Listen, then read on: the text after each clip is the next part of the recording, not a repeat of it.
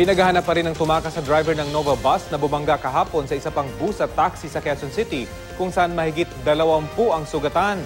Ang pamunuan ng Nova Bus patuloy pa rin po naming sinisikap makuna ng pahayag kaugnay ng aksidente. Balitang hatid ni Julius Segovia. Wasak ang windshield at yupi ang harapang bahagi ng Nova Bus na ito matapos banggayin ng isa pang bus at taxi sa unahan nito sa East Avenue, Quezon City. Sa loob ng bus, kita ang mga patak ng dugo mula sa mga pasaherong nasubsob sa lakas ng preno, pati mga kahoy na sandalan ng upuan na alis. Hindi pa malinaw kung ano talagang nangyari. Naglahong parang bula kasi ang driver ng Nova Bus.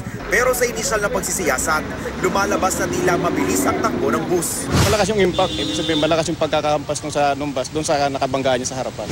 Ayon sa rumesponding MMDA enforcer, 21 tao ang nasugatan, karamihan mga pasahero ng Nova Bus. Isinugod sila sa East Avenue Medical Center. Kita sa mga larawang ito ang tinamong sugat ng ilan sa mga pasahero, maging ng konduktor ng bus. Wala namang malubhang na sugatan. Bigla ang preno yan. Pag sumalpok yung bunganga mo ron sa harapan ng upuan, bakal yun eh. So ang tendency talaga nun, pag biglaan talaga, pag tungo mo ng ganun, tatamat. Pag tumama ka sa bakal, sigurado bubungihin ka nun. Posibleng maharap sa reklamong reckless imprudence resulting in multiple injuries ang tumakas na bus driver. Patuloy namang sinisikap ng GMA News na makuna ng pahayag ang pamunuan ng Nova Bus hinggil sa insidente. Julius Segovia, GMA News.